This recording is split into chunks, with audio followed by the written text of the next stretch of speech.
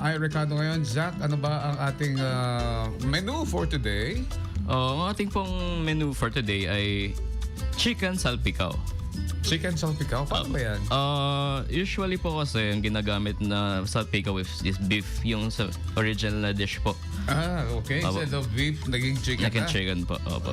So, kung chicken, siyempre, marami kasi ang ayaw ng beef at saka kambing, di ba? Opo. Yung iba talaga ayaw ng ganyan. Yung iba gusto na lang So, chicken or pork. Or pork. Opo. Alright. Mga kailangan lang po natin, no? 3 tablespoons ng mantika, 4 tablespoons ng bawang na tinadtad, 500 grams dibdib ng manok, hiniwa sa 1 inch na cubes, 3 tablespoons ng toyo, 1 tablespoon ng oyster sauce, 1 tablespoon ng brown sugar, 1/2 tablespoon ng Worcestershire sauce. Yun.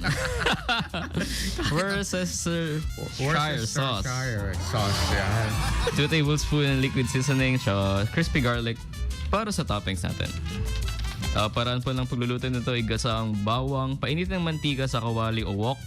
Sa medium-high heat, ilagay ang tinadtad na bawang at igisa hanggang mabango at bahagyang malambot. Ingatan po natin na huwag masunog po yun para okay lang din po yung lasa. Tapos iprito natin yung manok, idagdag ang hiniwang manok at haluin paminsan-minsan hanggang magkulay golden brown ang lahat ng sides. Right. Hindi pa kailangang luto ng buo sa puntong ito.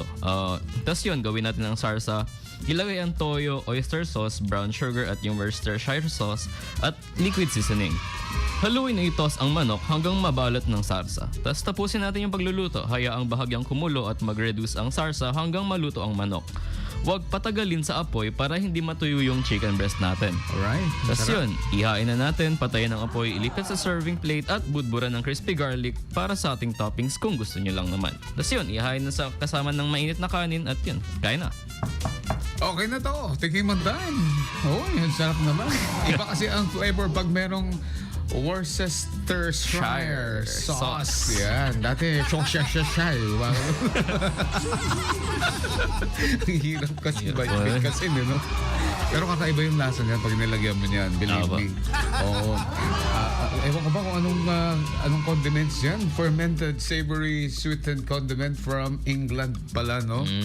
Ayan. At may kakaiba siyang flavor na merong tamarind, molasses, anchovies, at saka vinegar, garlic, onion. Ayan, sari-sari na ang nandyan sa sauce na yan. Kaya pala, umiiba ang lasa. Pa-shoutout po mga batch. Sabi, kumusta kayo di talawag? Sunny Mar Apostol ni Apo Konsihala. Magandang araw. At ganoon din si Sir Dante Tonelada at saka si Ma'am Bien dyan sa may Daposor. Magandang araw po sa inyo lahat. At ikaw, Shaq, sinong shoutout natin?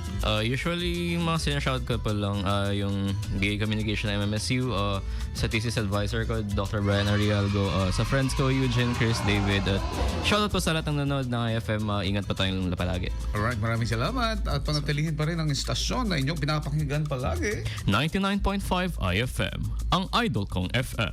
Isupaya. Friday